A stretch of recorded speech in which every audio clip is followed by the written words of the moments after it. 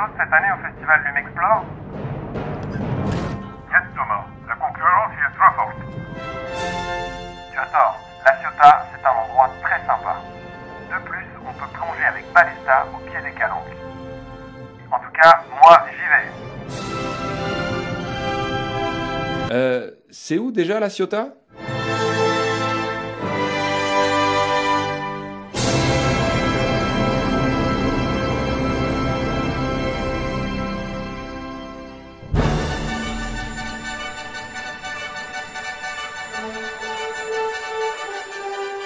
Eh bien pour moi, c'est toujours la même émotion de voir revenir ce que j'appelle mes oiseaux migrateurs, c'est-à-dire ces explorateurs qui sont partis depuis 1 an au bout du monde et qui reviennent avec leur nouvelle production.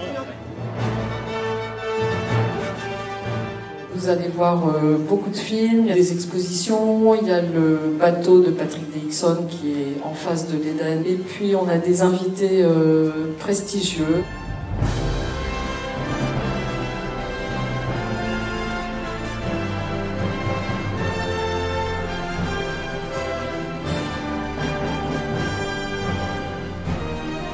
Handicapée par son énorme ventre, la femelle ne peut pas esquiver.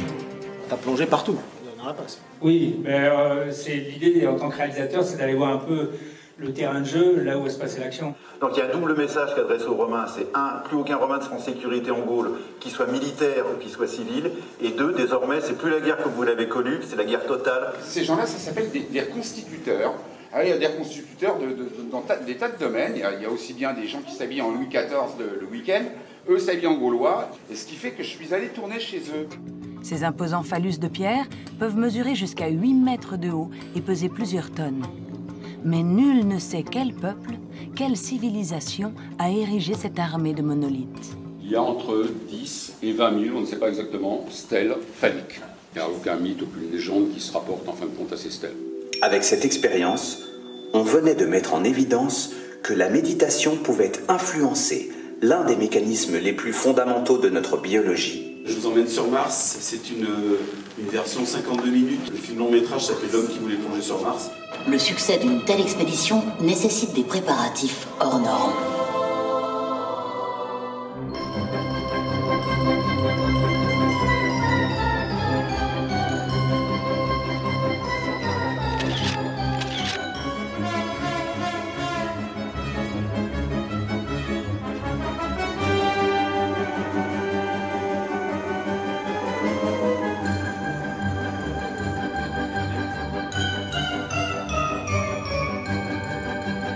Le 7e continent, ce qu'elle devient.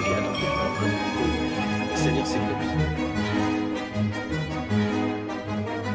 Le 7e continent, c'est un nom très bien choisi, donc pour ça je refélicite parce que je trouve que ça exprime vraiment quelque chose et qui correspond à une actualité. Et donc on ne sait pas demain ces microparticules de plastique, les effets cumulatifs et les effets sur la santé humaine. En tant que marraine du voilier 7e continent, je fais une offrande à toutes les divinités marines.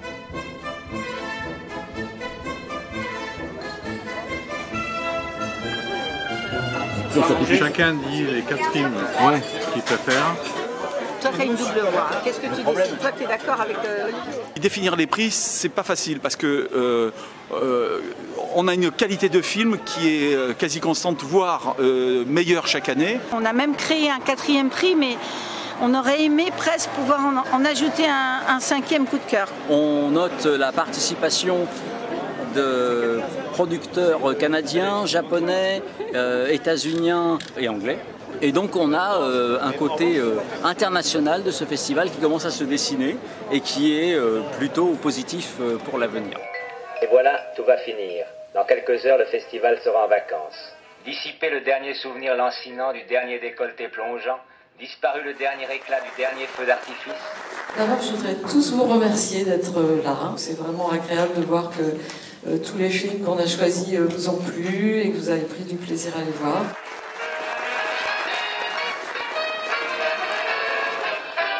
Merci aux professeurs, merci à tous ces collégiens et lycéens et bonne continuation. Le Grand Prix du livre d'exploration a été décerné à Robinson des Glaces de Emmanuel Hussenet.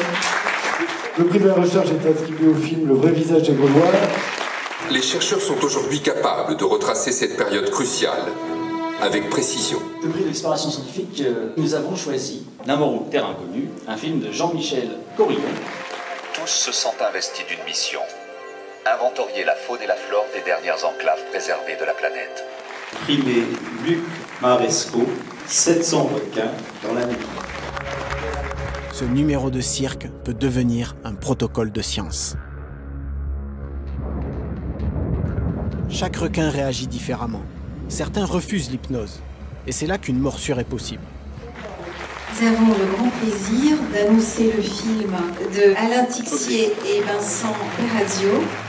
Et pendant ses 196 jours dans l'ISS, il a touché du doigt les limites et les promesses de la plus excitante aventure du XXIe siècle. Un voyage vers Mars.